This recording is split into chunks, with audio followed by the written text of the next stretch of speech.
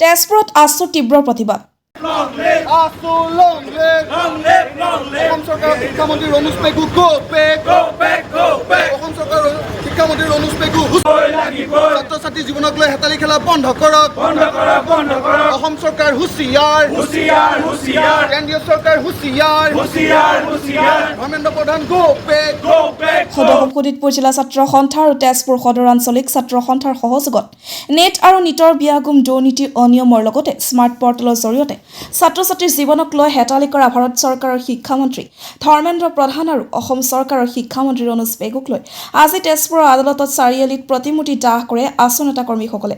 উল্লেখ্য যে ছাত্ৰ ছাত্ৰীৰ লগত হেতালি কৰা বন্ধ কৰা দাবীৰ লগতে ভৱিষ্যত জীৱন সুৰক্ষিত আৰু সুনিশ্চিত হ'ব লাগে। লগতে ছাত্ৰ ছাত্ৰী জীৱনৰ লগত খেলা যি নিটৰ একোখনকৈ পেপাৰ 30,000 টকাকৈ যি বছৰত বেহা চলিছে তাৰে বিসংগতিৰ ৰাখি উচিত তদন্ত হ'ব লাগে বুলি আজি প্ৰতিবাদ সাব্যস্ত কৰে।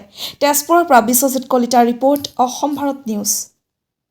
আহ্বান মৰ্মে সদৌ শোণিতপুৰ জিলা ছাত্ৰ সন্থা জিলা সদৰ তেজপুৰ সদৰ আঞ্চলিক ছাত্ৰ সন্থাৰ সহযোগত নেট আৰু নিটৰ যি বিসংগতি দুৰ্নীতি অনিয়ম হৈছে আৰু স্মাৰ্ট পৰ্টেলৰ জৰিয়তে ছাত্ৰ ছাত্ৰীৰ জীৱনক লৈ যি হেতালি কৰিছে তাৰ প্ৰতিবাদত আমি ধৰ্মেন্দ্ৰ প্ৰধান ভাৰত চৰকাৰৰ শিক্ষামন্ত্ৰী ধৰ্মেন্দ্ৰ প্ৰধান আৰু তাৰ লগতে এগৰাকী অসম চৰকাৰৰ অকৰ্মান্য অপদাৰ্থ ৰমেশ পেগুৰ প্ৰতিমূৰ্তি আমি দাহ কৰিছোঁ।